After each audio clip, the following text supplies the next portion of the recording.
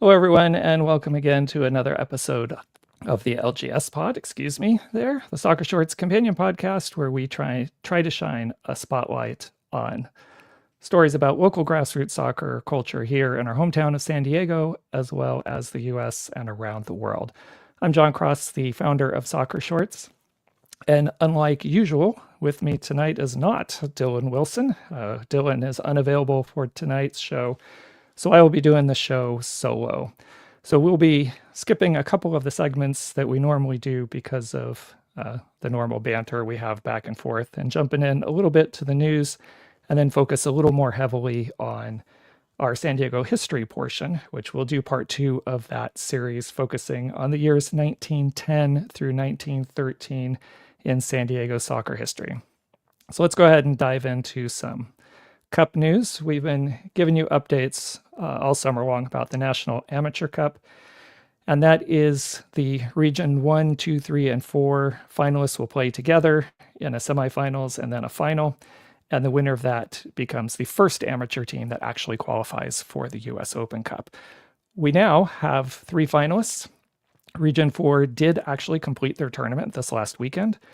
We had been talking a long time trying to figure out the news and what was happening. It ended up being an 8-team tournament. It was held in Utah, and Sin City FC from Nevada, Las Vegas, of course, North Las Vegas, I believe specifically. They defeated the Red Devils FC of Utah 4-3 in the final match. So Sin City FC will be the Region 4 representative in the National Amateur Cup Finals. And as a recap for Region 1, we have Westchester United, who had already qualified. And Region 3, we have S.A.H FC, which is from North Carolina. So those are the 3 representatives we know about. Region 2 is still doing their tournament. They're in the middle of their quarterfinal bracket. So in just a couple weeks, they should be wrapping up and getting to their eventual champion. And as soon as those 4 champions are set, the finals will be determined, I believe, if I remember correctly, they're being played in Minnesota this year. But that will be later on in the summer. And that, again, will determine the first berth in the 2026 U.S. Open Cup. Now, we're still a couple weeks away from the next round of the U.S. Open Cup, which should be, a little bit after the 4th of July. I think it's the 7th and 8th, right around there. But if you haven't been following the cup.us, they're doing what I think is a wonderful series. And I'm going to pull it up just so I can get some notes to myself, make sure I'm not forgetting anything. But they're doing a rewind series that they're calling it all the way back to the 1995 US Open Cup. Now, the 1995 US Open Cup is regarded by many, and I would say especially at the cup.us, as the birth of the modern Open Cup, because it was the first time we started to get professional teams back in. Remember, 95 is a year after the 94 World Cup, which was hosted here, and it's a year before MLS starts. But it was the first time that we're really starting to look at more professional and semi-professional teams and getting them back in to the Open Cup, and kind of the birth of our modern era of what many of us, for our lifetimes, think of the teams and the format of the U.S. Open Cup. If I remember correctly, in 1995, there were just 16 teams. So again, the U.S. Cup has evolved quite a bit over the last several decades. But I think the really cool thing they're doing about this rewind is they're playing it out in the equivalent of real time. So we're recording this today on Tuesday, June 24th. If there was a match on Tuesday, June 24th, they're posting about it and they're writing about it. They're doing it in the equivalent real time just 30 years later. So if you haven't had a chance to go to the cup.us, to their website, and check out that, I think it's fun going around reading the articles that are up there, I lived through this. I'm old enough to say that I have lived through this and remember trying to get the stories out of papers or box scores or bylines, because we certainly didn't have the internet, at least not the way we have it now. It was barely anything back then in terms of public use. And it was very difficult to find scores. So it's kind of fun, at least for someone like me, to go back and relive some of these teams that I would follow through publications like Soccer America and any of the other things that I could get to get information, but it just usually happened a week later because that's how things worked back then. We didn't get the real-time access that we have now. So I've been finding it very fun. I hope they continue this and kind of keep doing a 30-year recap. So I do hope they hit 96 next year and make this a normal part of their summer Open Cup coverage each year. But again, if you haven't had a chance to check it out, go to thecup.us. It's been a lot of fun. They've had multiple articles for the games that have played out so far. And it's if you enjoy soccer history and you enjoy the Open Cup, I'm pretty sure you'll enjoy it. Okay, in some pro rel news, I guess a little bit. Of course, we've been talking a lot about it in previous podcasts how Dylan and I both big fans of trying to see pro rel come to the U.S. in some form. And we have focused a lot on the decision by USL to incorporate it within USL itself, right? It's not open beyond that. And I think a lot of times in our soccer media coverage, of course, we focus on the professional leagues. And this is going to be the first time a true professional league really has incorporated this. Again, if we think more in our modern terms. But we do have several leagues at the amateur level doing promotion relegation, and UPSL has been doing it in pockets for a while. The Midwest Premier League, I believe, does it, but the new American Premier League, which used to be the Eastern Premier League, so on the East Coast of the US, and they rebranded as the American Premier League. They are, I believe, the only league that sits above other leagues, actual independent leagues, and does promotion relegation between different leagues, not wholly contained within themselves. It is more of a traditional European model. Yes, it's only at the amateur level.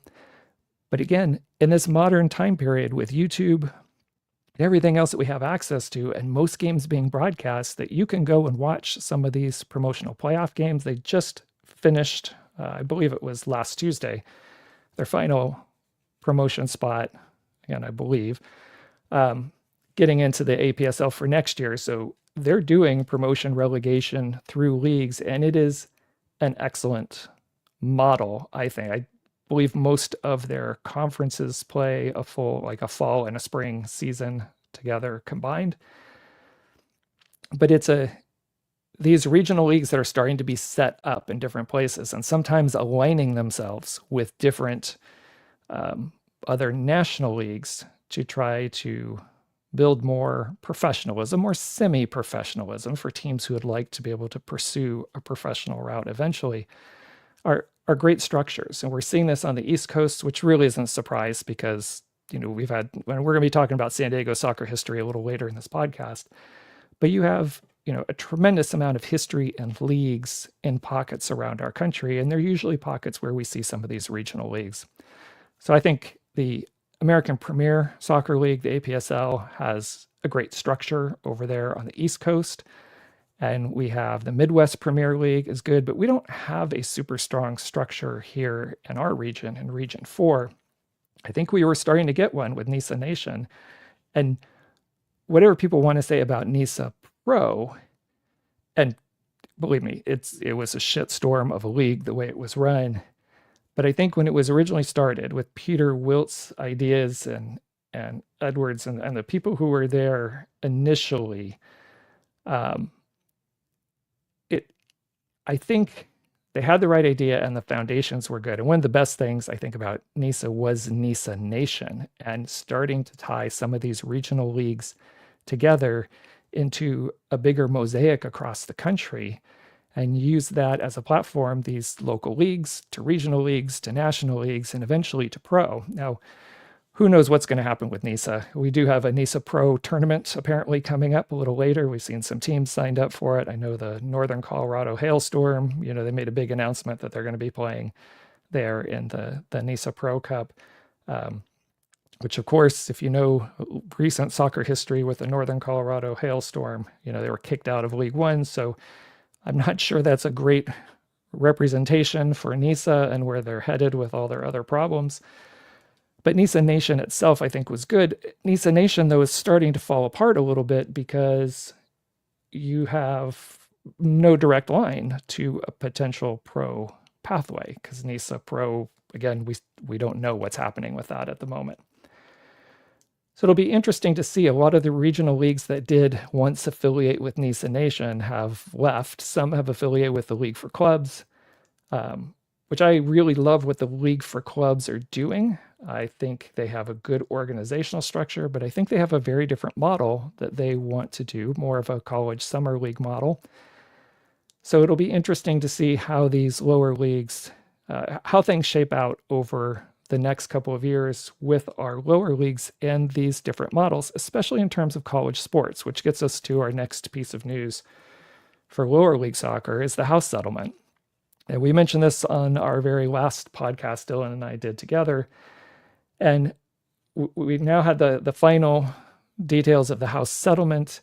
But what we're starting to see take shape over the last couple of weeks is how this $20 million or so for each university is going to be allocated. And again, to go back for people who aren't familiar, this all stems from paying college athletes, professionalizing college sports. I don't want to get into all the details of the House settlement, but the short version is schools are going to have about $20 million to play with. And most schools have started to come out, as Dylan and I, talked about, we thought would happen. And they're saying that the majority of that money is going to go to college football and men's basketball, what schools perceive as their big moneymakers. Now, I'm sure they are moneymakers in one sense, but they are also extreme expenses by colleges. So I'm not really sure what the total positive trade-off is going to be. It's going to be interesting to see how that plays out. But for soccer, that means there are a whole bunch of teams, men's and women's, and certainly on the men's side, less likely that the men's soccer teams are going to see this money than the women's teams as a whole across the country. Again, there may be pockets, but if there's not enough soccer teams here that are going to be properly funded and not demoted to a different division or demoted to a club sport, then that's really going to change the nature of college soccer and where high school athletes may choose to play and or whether these college soccer programs even continue to exist. Now, since our last broadcast, there already was we might have mentioned their last broadcast because it was about 2 weeks ago. There was a very formal group that has been formed within U.S. soccer to try to figure out how to, and again, to super generalize this, effectively bring college soccer under the Division III-ish umbrella. Do they roll into a league like USL 1? And are we changing the requirements for what it means to be professional? Do we create a new Division 4 kind of standard? There's so many things that are up in the air that are going to drastically change the landscape of what lower league soccer looks like. Because, you've got the USL model, which could happen in terms of promotion relegation. We get a lot more teams in there. We build the pyramid a lot faster, a lot more players. That's a potential pathway. It could be the MLS Next Pro kind of pathway where everything gets controlled by MLS and maybe there's some safety and security there for some colleges and their teams and want to protect them. But then we end up with probably something closer to Major League Baseball and Minor League Baseball. So it's going to be very interesting. And of course, those aren't the only two options. There's lots of other options for how this could play out. The NCAA soccer could almost be an umbrella under US soccer. That's another option. So it really is going to depend what people want to do. And I frankly don't see it moving into a place where it is cohesive under like NCAA Division 1 like it has been my lifetime. I see it fracturing quite a bit. Some schools are going to take the path that works best for them. There's going to be lots of options, and it's probably going to take us multiple years to really see how this ultimately shakes out. But it's something to, I think, follow with what's going on this summer, especially in terms of lower league soccer and how that eventually shapes what's happening with professional soccer as we have major sporting tournaments that we've had the last couple of years. We're having the Club World Cup right now. We got the Men's World Cup next year. We've got the Women's World Cup coming in a few years. We have so many things that are happening, And of course, to throw it, on the top, we can't ignore the fact of our current, political climate and what's happening in our country is also going to have huge ramifications on what happens. We could, as I've seen some articles written, see a huge exodus of players leaving the US because they don't see an opportunity here, or we get very, very few players coming to the US for a potential opportunity who might not be US residents. So next few years will probably be very interesting, and certainly the next few months in terms of this House settlement on how all that plays out.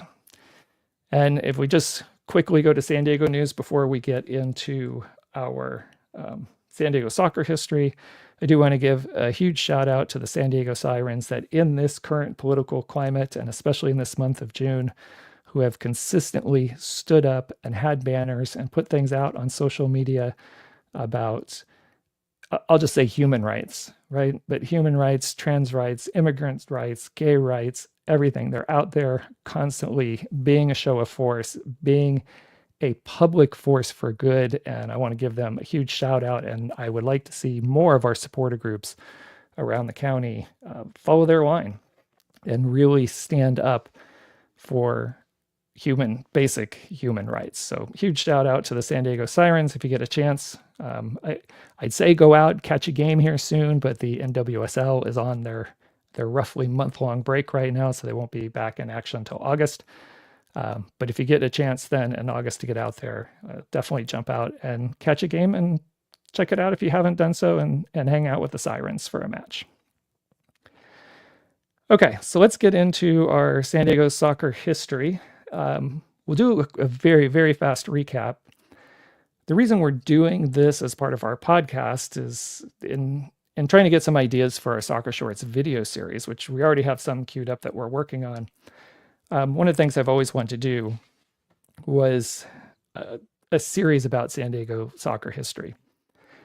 But the first thing you have to do a series like that is really start doing some research. So Dylan and I decided that as we were doing some of the research and moving forward, we'd start sharing that a little bit in the podcast, and that gives us a chance to talk through it, kind of see what stories resonate before we really get to the video side of things to put pieces together.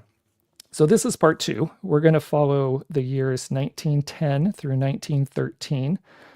And to go back as a quick recap of part 1, which we did from 1886 to 1910. And why 1886? Well, I mean, that was arbitrary. And we only did it because we're both locals and our mascot is Bum the dog, and that's San Diego's dog, and that's when Bum arrived to San Diego. So we made that our official start of San Diego soccer history. And really, frankly, from 86 to 1910, compared to other parts of the country, there wasn't a ton of soccer going on in San Diego, but there was some. In fact, I was surprised at how much there was, because mentally, before I started doing this project, my brain only went back to the San Diego Toros, right, of the NASL. That was my earliest kind of recollection of soccer or professional soccer. And when Dylan and I started to look back and research this, and I just on a whim decided I'm going to go back and dig up some old newspapers, because I have a newspapers.com account, and I'm going to go through and see if there's anything there. And I was pleasantly surprised there was. So for anybody who's missed the part 1 episode, here are some of the highlights. In 1897, the city opened a brand new park downtown, which would be the equivalent of just north of the naval yards right now, or the shipyards down there. And it was called Bayview Park. And it took up like 2 big full city blocks. It was this giant park where they did cycling, which was huge, not only in the US, but in San Diego. Cycling was a big sport in San Diego. Cycling, boxing, and baseball were probably the biggest sports around this time. But they did cycling, they did lots of baseball, and they did a lot of other sports, and soccer was one of them. And of course, at this time, we also have various football things going on, which we'll talk about in a second. But the first actual record that I can find so far is in 1898 of an association football match that was played at Bayview Park. It was written up in the papers. There's quite a few people that went out to check it out. And a lot of talk of how, a brand new sport, in the city of San Diego. Even though a lot of people were familiar with it from other parts of the world and people migrating to San Diego, there were certainly a lot of people who weren't familiar with association football because it would have been a relatively new sport at that point. There were sporadic references to association football / soccer. So it started in somewhere in the 1900s, between 1900 and 1905. The name soccer really started to come into play because in the US and in San Diego and in California especially, you had three types of football. You had rugby football, which was quite popular. You had association football, which was also quite popular. But then you had the American version, which they called either gridiron or intercollegiate football. Usually at that time is what it was referred to, which we probably now just refer to it as American football. But those are the three kinds of football that were being played. And because they all referred to themselves, as football, because they all kind of originated in the same way. I mean, if you know your history about the split between rugby and soccer, and then once soccer and rugby both come to the US, you kind of get that split, especially between rugby and American football. So you still at this point had all three of those forms of football being played, and you needed to differentiate. So frequently when you read these old papers, you'll see rugby football, you'll see intercollegiate football, and you'll see association football, or sometimes just called soccer football. So one of the big things that helped, I think, shape what happened in San Diego is in the mid-1900s, there was we had a huge problem with American football, with intercollegiate football. People were dying. At the college level, it was something like in 1905, I think it had 19 deaths and 130 something serious injuries. And it was because the way the sport was played. Some people just called it mass football because we didn't have the forward passing game. We didn't have any of those more modern elements that we think of today in American football. It was just dangerous, the way they'd play the sport. So you had some serious injuries, and it came to the point where colleges couldn't defend having it as a sport anymore. The president of the United States at the time, Teddy Roosevelt, threatened to put a prohibition on the sport completely unless they changed the rules and made it safer. So a lot of colleges, and especially on the West Coast, Stanford and Cal, switched to rugby football and added soccer as well, because soccer was a way to help keep you in shape for rugby football. But there was about a 10-year period where rugby football, especially on the West Coast, became the preeminent college sport as opposed to American football.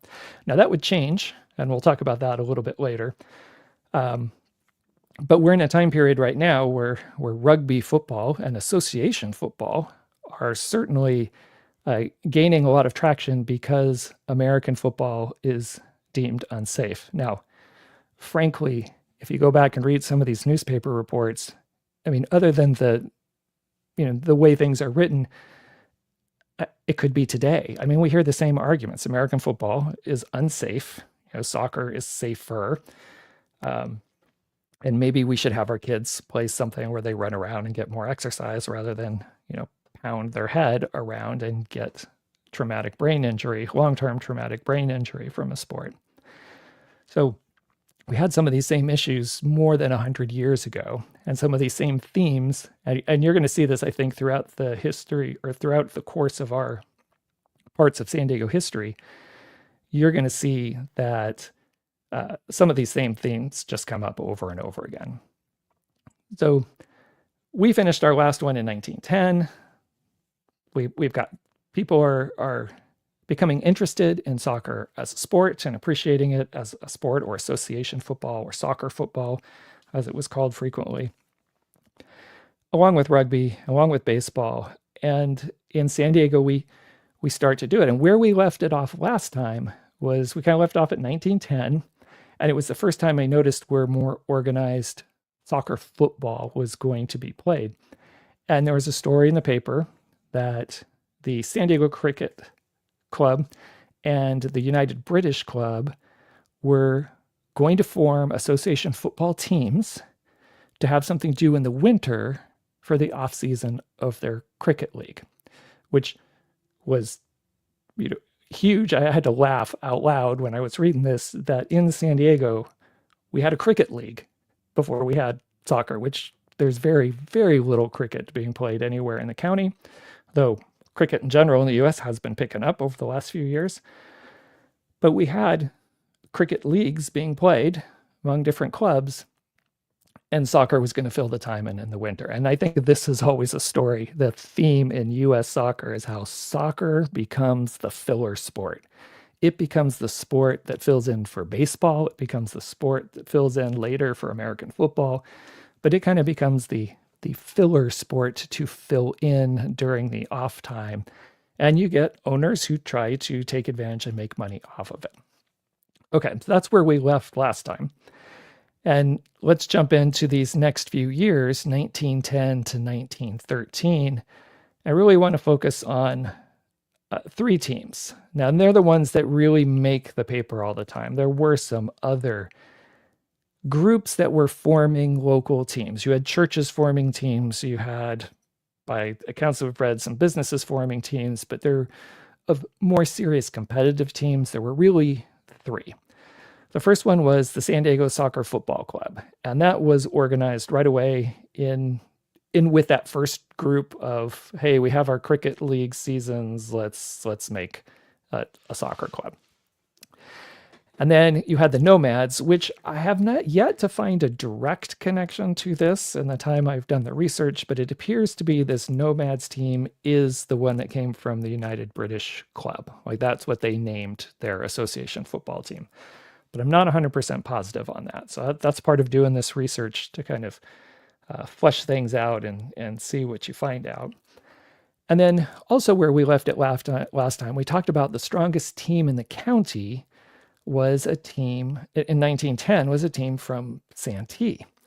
And it was from out at the old quarries. And one of the things I learned, so one of the things I'm really enjoying about this is I'm learning a lot about San Diego history at the same time.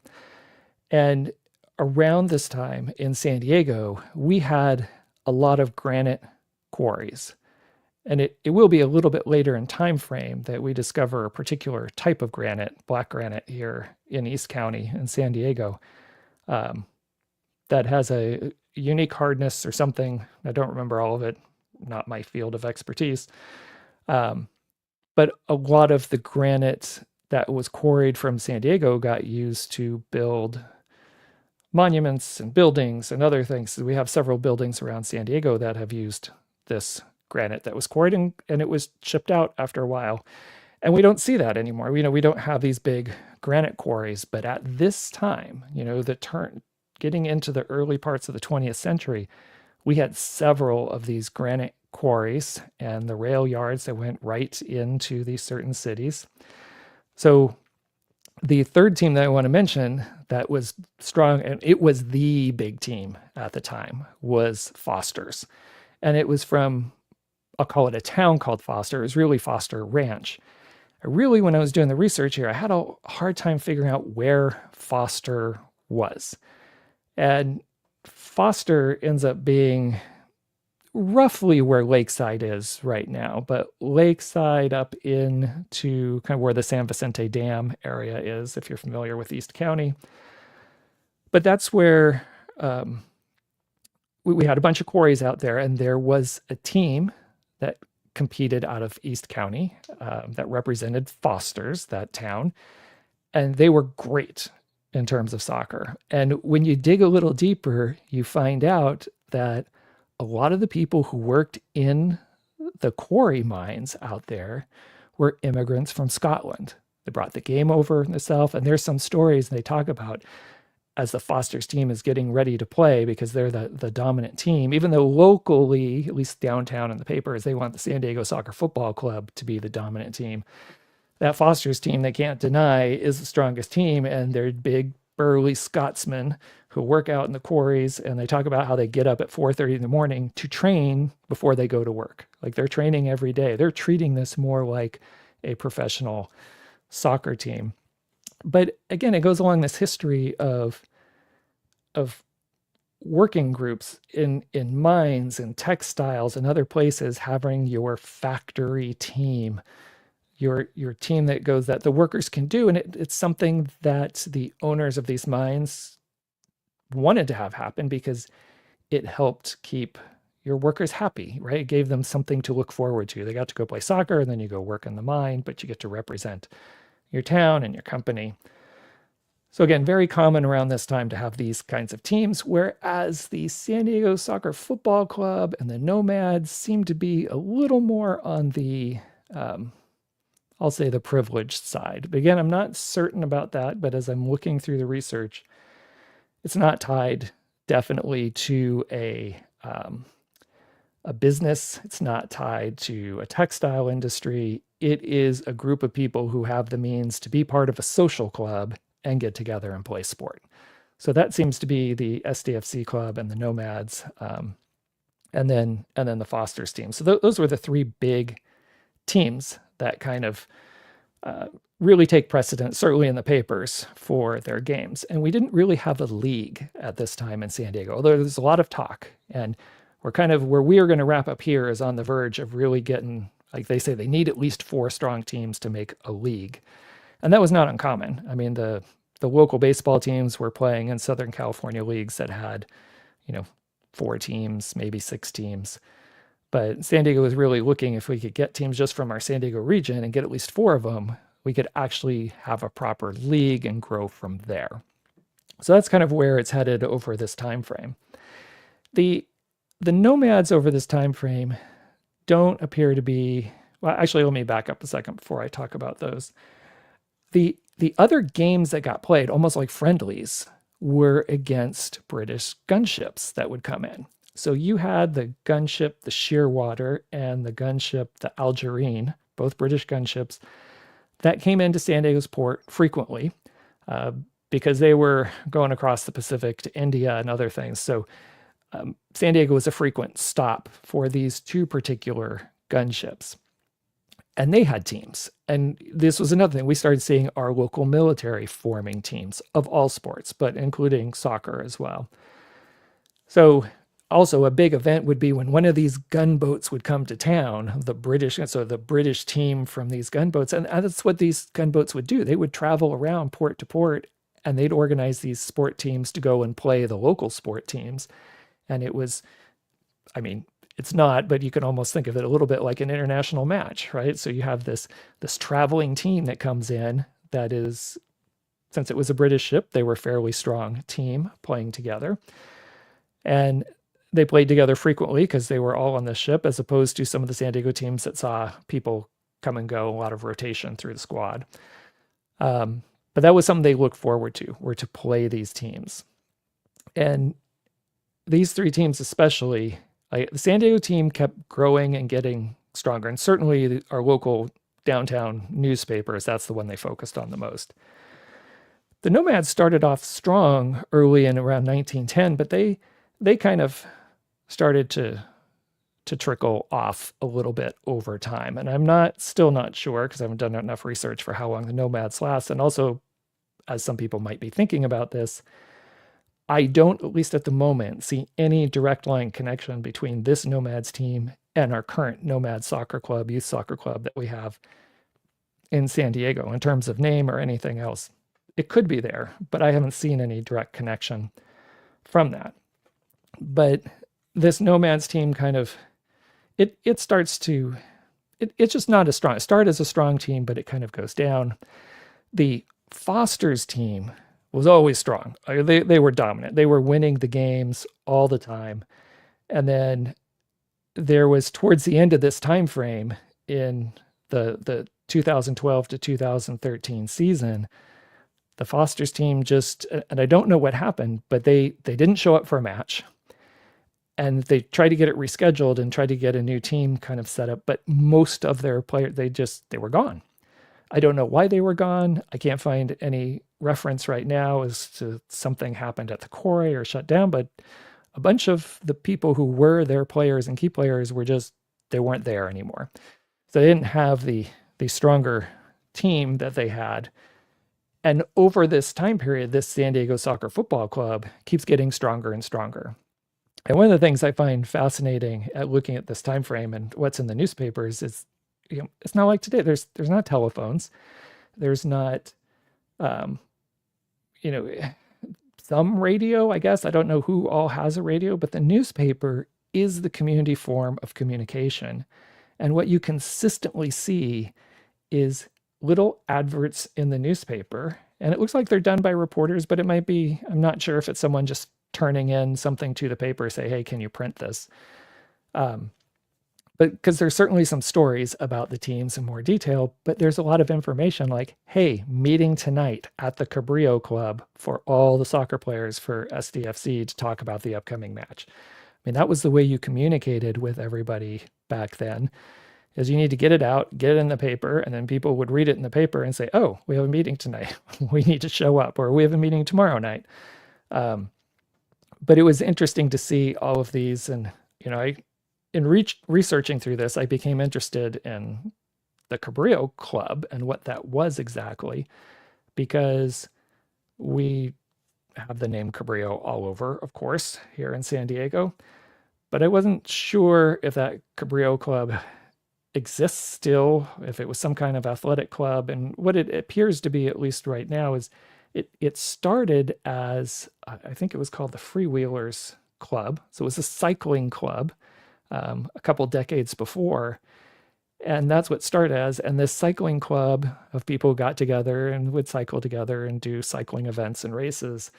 They also started to branch out to do different teams. And then this Cabrillo Club seems to have evolved more into an athletic club. And then they changed the name to Cabrillo Club, I think around 1902, if I remember correctly. So it is kind of hard when you see things listed in the newspaper and all of a sudden something new happens, and then you got to dig and find out, okay, where'd the name of this club come from, or where's this team? And it's like trying to figure out Foster's. I had no idea where Foster's was until, I had to do a lot of research and look at quarries and figure out that it's something it doesn't exist anymore. Lakeside is maybe just barely south of where Foster's was. And then you have the San Vicente Dam out there, but it was roughly out in that area. And some of the things that were part of this Foster ranch got submerged, and connecting roads and things that were used to go out to Ramona and other places were submerged when they put in the San Vicente Dam in the middle of the 20th century. But also there was a major flood that happens in Southern California in around, I want to say 1916. And it damaged the railway that went out all the way out to Foster. And it never got repaired after that. And that really was the beginning of the end for that area and those quarry mines, but because there wasn't an easy way to get that material out with no direct rail line coming right out there to Foster. So the town of Foster kind of dies. The town of Lakeside grows up around there. So, that's why, unless you dig into the history, you may not be aware that there is, or was, this town of Foster that was on this guy's ranch, but it was a town that was built up that probably would have been a big town in East County eventually, if it hadn't been for the storm and the destruction of the rail line that went out there, which fundamentally changed the working patterns of people and where they could actually live. So that was interesting to see that. And plus, I'm still not sure what happened to those Scottish players and why they left, but that was kind of an early kind of getting towards the end of this strong Foster team. But with the rise of the San Diego Soccer Football Club, they keep putting out stuff in the paper. They keep having meetings. They keep getting new players. They've encouraged some players from some of these other teams to come over, and they keep getting stronger and stronger. It's some of the early poaching, right, that's going on. And one of the things that happened early on, I think around 1911, is the SDFC, the San Diego Soccer Football Club. They had a match against the British gunboat, the Shearwater, in 1911, and it was more than 1,000 people showed up to Russ Oval. Now, Russ High School is what we now know today as San Diego High School. It was before it got renamed, so that was roughly in the same place where it is now. And Russ Oval was over there as well. not exactly where Balboa Stadium is, but again, over in that area. I think, I again have to do a little more research on this, but I think the Russ Oval might have been roughly just north of Balboa Stadium. And kind of like we still see some fields around there, but Interstate 5 now, kind of splits San Diego High School from the rest of Balboa Park. So roughly in that area, it seems, as where this Russ Oval was, where they played a lot of the sports once they moved out of playing a lot of the sports at Bayview Park. Because by this point, nothing's being played at Bayview Park, and there's no mention of it in the newspapers. It seems like Bayview Park was built, it was used for maybe a decade, if that, and then that land probably got built up after that, and they just shifted the sports and stuff over to the new high school, Russ High School. So this match in 1911 had like more than 1,000 spectators, according to the paper. And the Shearwater beats the local San Diego team 3-1, something like that, but handily beats them, according to the paper accounts. But everybody's very excited because they know this is a good team and they kind of want to see how the local lads do in this match. And they show well, but clearly were outclassed. And I was curious at that 1,000-person number. Like, what is, even though it's not exactly the same, what does that equate to in terms of the size of the county then and the size of the county now? Now, size of the county at that time in 2011 is estimated to be about 66,500. So you had 1,000 people show up, more than 1,000 for this.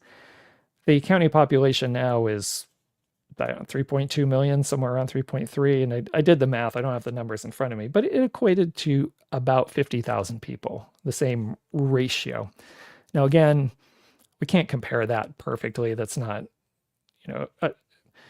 again, not a perfect comparison, but I just was curious as when you're talking about 1,000 people showing up to a match in 1911, I was just curious what the percentage of the population that was and how that equates to today's numbers. So, and again, by the newspaper accounts, a decent crowd showed up to watch this, as they usually get. They usually get quite good numbers to show up for the soccer matches. And they are well publicized in the papers. The papers are very interested in seeing a league take shape and these teams grow.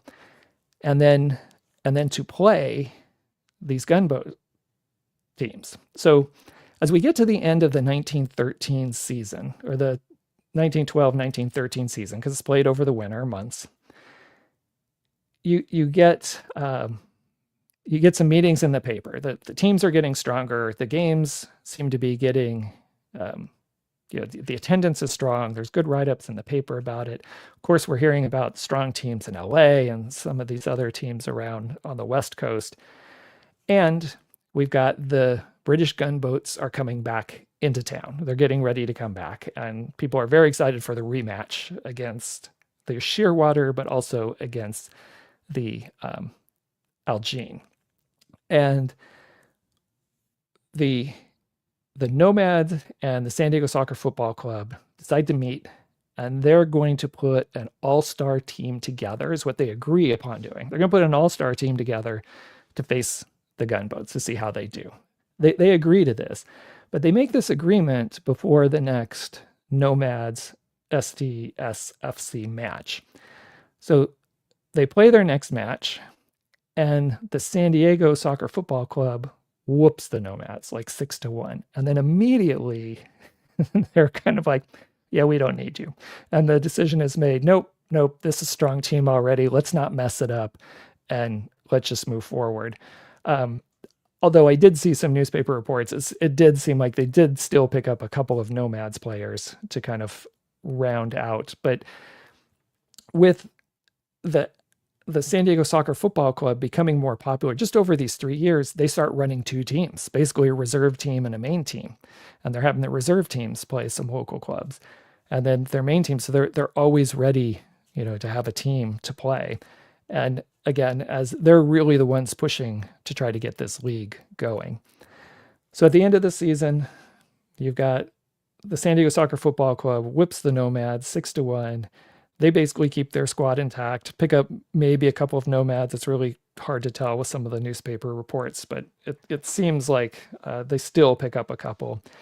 And then I don't remember which gunboat comes in, whether it's the Algene or the Shearwater, but that one comes in and the San Diego team beats them 3-2, I think it was. But they beat the British gunboat team, and could be local bias writing in the paper, but the write-ups sound like the local boys really did. Like they won this game, and they're feeling really confident at this point.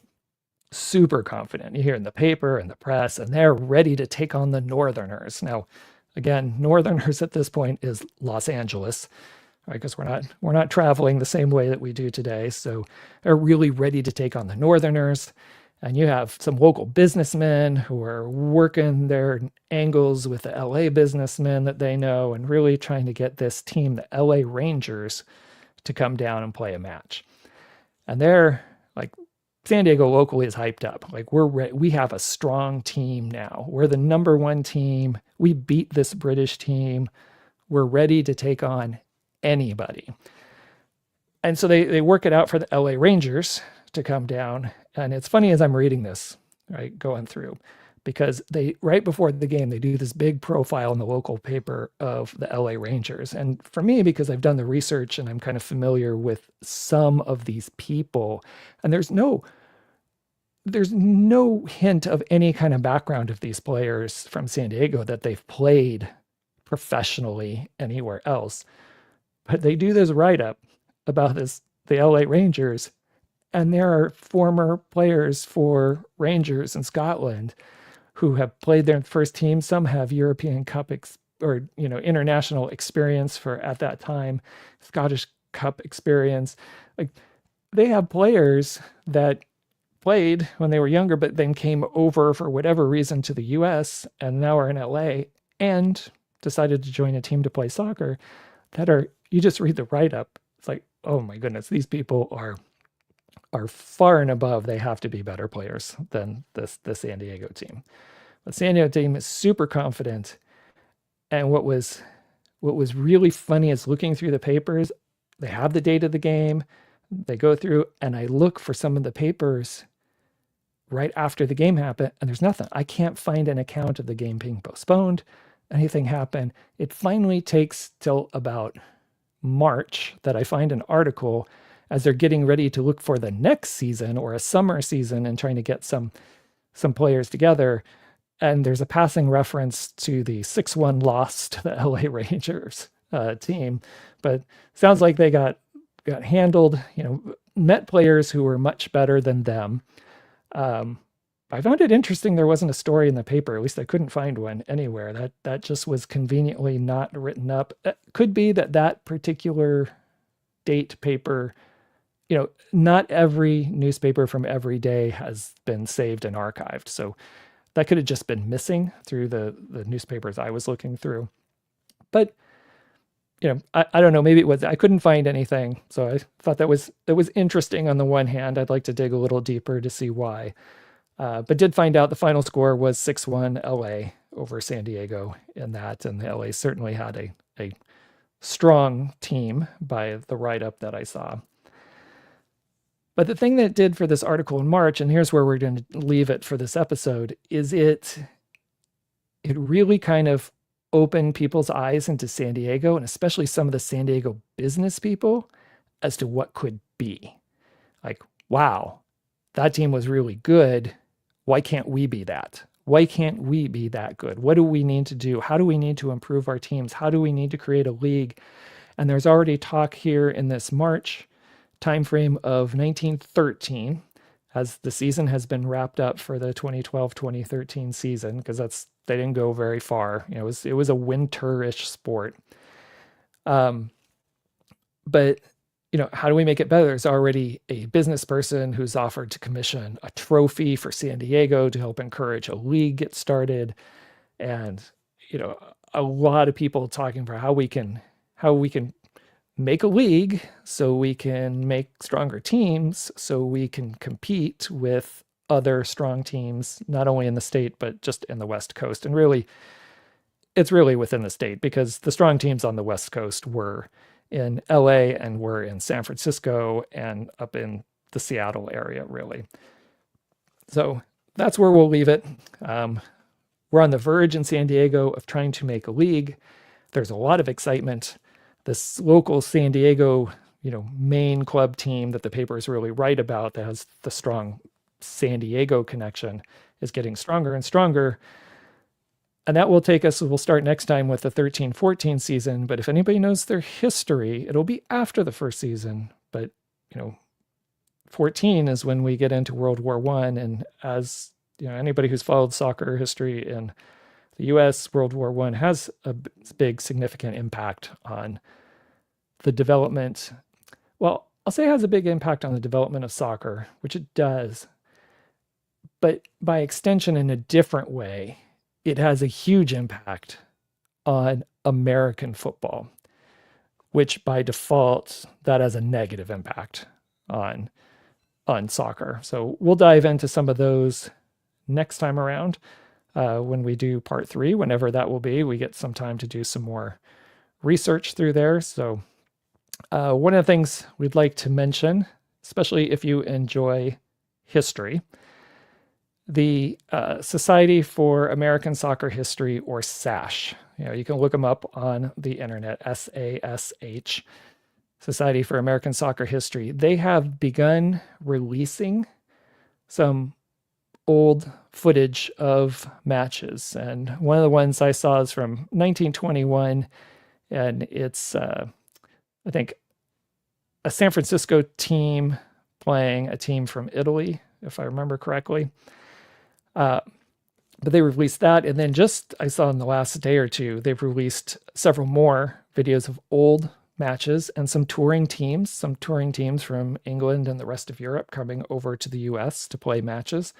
So they've found and have released some footage. And also there's an additional set that they talked about that they're going to be releasing as well. So I personally, because I like the soccer history, I'm going to be looking forward to that. If you get a chance, I'd go to the S.A.S.H. website and check out some of those videos. They'll link you to YouTube videos, the YouTube channel that they have. But I'd go there to check out those videos.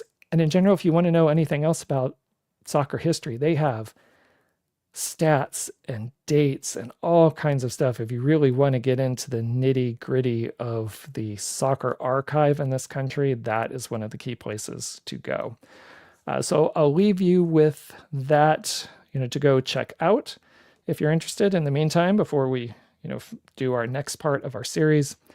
Also, I normally don't like doing the show solo. I like to have someone to bounce ideas off, especially when we talk about some of the current event stories, which was the segment we really skipped over today. So 2 things I'd like to put out there. One, if you are interested in this kind of stuff with San Diego soccer history or San Diego history in general, if you really know San Diego history, we'd love to have you on the show as a guest so we can talk about San Diego history and how some of that dovetails and influences the soccer development that we've had in our city, in our region. So I'd like to put that offer out to people. And just in general, if you're like some of the things we're doing and you wouldn't mind just being a guest and sharing some ideas or stories, or just being a guest host to come on, and because you like talking about this stuff too, we'd love to have you. We'd love to expand our circle of hosts a little bit, especially so we don't get in a situation like this where I'm the only one doing the talking. So please feel free to drop us a line. You can leave us a comment on our YouTube channel. You can certainly reach out on social media through Blue Sky to our Soccer Shorts channel on Blue Sky, which, let me get you the address again. So at soccershorts.bigpinedigital.com. Any one of those, reach out to us, or, for those of you who have my contact out there, you can contact me directly, or Dylan, let us know, and maybe we'll start getting some other hosts to jump in and talk about some of these topics of soccer history, lower league soccer, and specifically what's going on here in San Diego. So with that, Dylan should be back next week So we will be planning to go next week on Tuesday live at 6 o'clock for anybody who would like to join us. We're welcome to have you. And then you can get the shows always on your normal podcast feeds after that, usually by Wednesday. And I think that's all I have. So thank you very much for listening. I hope you enjoyed this deep dive into San Diego soccer history, and we'll see you next time on, let me get this ready, on the next edition of Local Grassroots Soccer. Good night, everyone.